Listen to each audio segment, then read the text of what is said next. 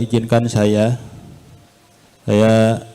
Sanim dari Desa Mirat.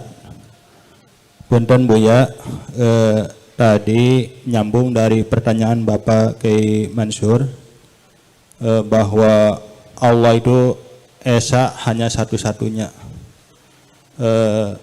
Dalam ibadah kita ya, untuk sholat ya, kita kan menghadap Ka'bah ya, menghadap Ka'bah. Jadi kadang ada orang yang beranggapan bahwa kita itu sholatnya menghadap benda ya, dianggapnya dinamisme ya, yaitu menyembah benda ya. Terima kasih. Assalamualaikum warahmatullahi wabarakatuh. Kita ketika sholat menghadap Ka'bah itu sama sekali tidak punya arti menyembah Ka'bah. Ketika kita sholat itu maknanya berdoa, betul nggak? Kalau doa secara umum itu menghadap kemana saja boleh. Ainama tuwallu wujuhakum fathamma wajhullah. Menghadap kemana saja kamu akan menghadap wajah Allah.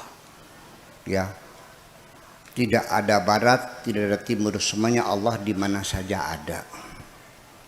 Adapun kiblat itu maksudnya adalah arah.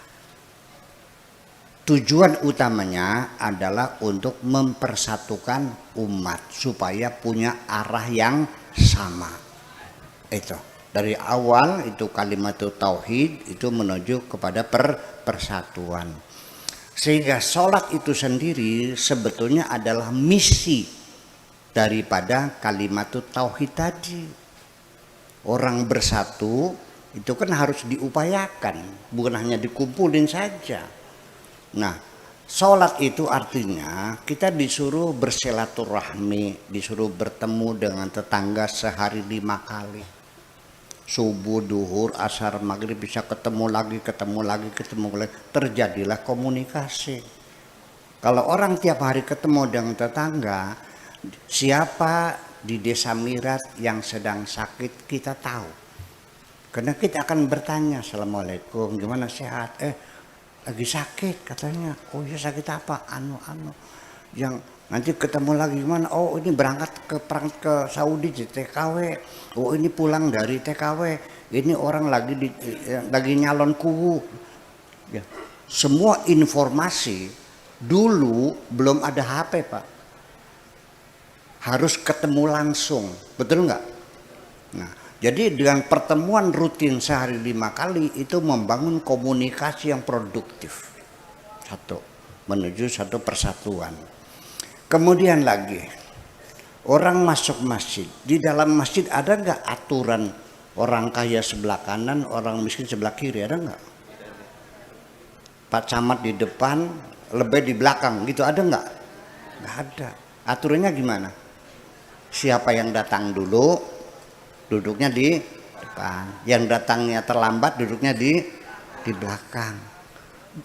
Karena aturan semacam itu terjadilah pembauran masyarakat. Orang kaya miskin duduk berdampingan, pejabat rakyat duduk berdampingan. Di situ kontak fisik menyebabkan orang miskin tidak takut dengan orang kaya. Dan orang kaya berdampingan dengan orang miskin tidak merasa terhina. Kulluna ibadallah. Betul enggak? Itu kan terbangun. Saya mau nanya, bapak-bapak yang kaya, ketika masuk masjid, duduk di belakang tukang beca, tersinggung enggak? Tersinggung enggak? Bapak orang kaya, punya sawahnya 50 hektar, duduk di belakang tukang beca, tersinggung enggak? Enggak. Kenapa? Begitu kita masuk masjid, kesombongan kita hilang semuanya. Kita merasakan sama-sama hamba Allah. Dalam sholat dibangun kesetaraan. Itu maksudnya. Jelas?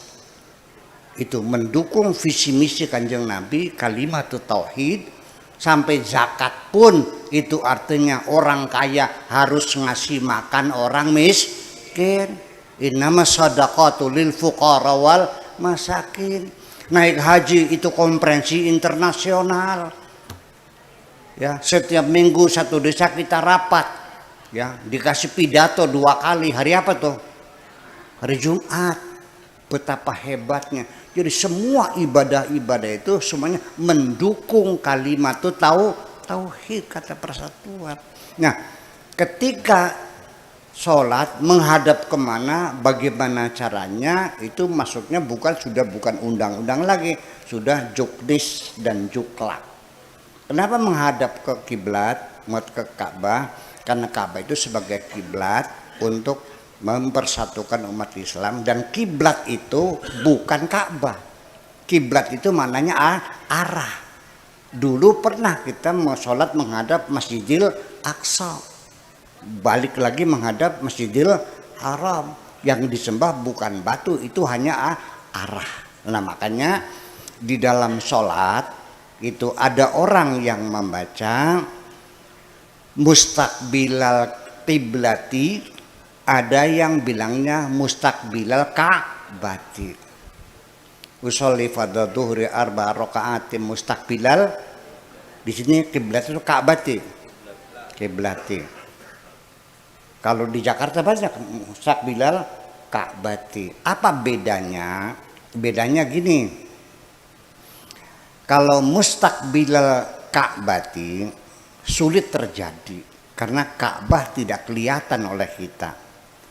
Kita jaraknya 8.000 km, Mirat dengan Ka'bah, dengan Mekah itu sekitar 8.000 km. Kelihatan enggak? Kalau kita menghadap bisa persis enggak? Enggak bisa. Ya, 8.000 km kita sholat menghadap Ka'bah, bergeser setengah senti saja, nyimpangnya berapa ratus kilometer sampai Moskow, Pak. Betul nggak? Nyimpangnya setengah senti, makin panjang makin jauh penyimpangannya. Nah, makanya untuk orang yang letaknya jauh dari Mekah, ya sebaiknya kita bilangnya mustaqbilal kiblat, menghadap kiblat, bukan Ka'bah. Nah, tetapi bagi orang Mekah yang sholatnya di Masjidil Haram, Ka'bahnya kelihatan, bisa persis lurus, betul nggak? Makanya mustaqbilal Ka'bati itu benar. Jadi saya anjurkan ya untuk kita yang jaraknya jauh, ya lebih baik mustaqbilal kiblati, menghadap kiblat, menghadap. Jadi artinya bahwa persatuan dan kesatuan ini, keakraban kita, kebersamaan kita, itu mesti ada keseragaman untuk adanya empati dan silaturahmi, itu ada keseragaman. Ibu-ibu yang dalam jamiah Mirat sini, jamiah Yasin, bajunya seragam nggak, Bu? Seragam. Bapak-bapak yang jadi pegawai Pemda, bajunya seragam nggak? Seragam. Jadi keseragaman itulah sebagai simbol-simbol adanya kebersamaan di antara kita. Maka ketika sholat kita menghadap kiblat, itu artinya bukan meminta kiblat, tapi keseragaman. Ketika langkah kita tiap hari dilatih berjalan seragam seperti tentara, tiap hari balik kanan gerak, balik kiri gerak, maju jalan gerak, 1, 2, disiplin bukan main kok. Percaya nggak? Iya, paling disiplin tentara.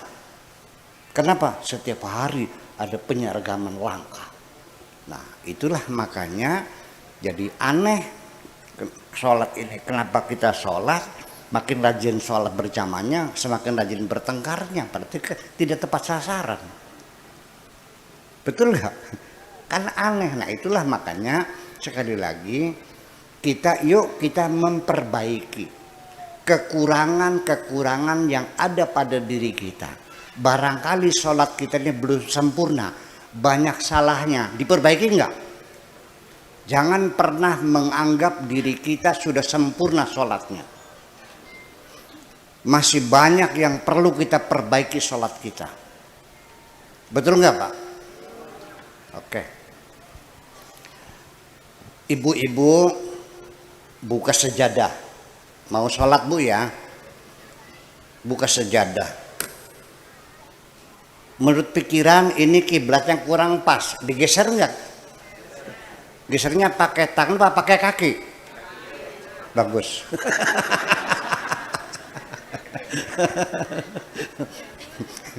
Betul kan? Iya, sejadah ini pintu gerbang menghadap Allah.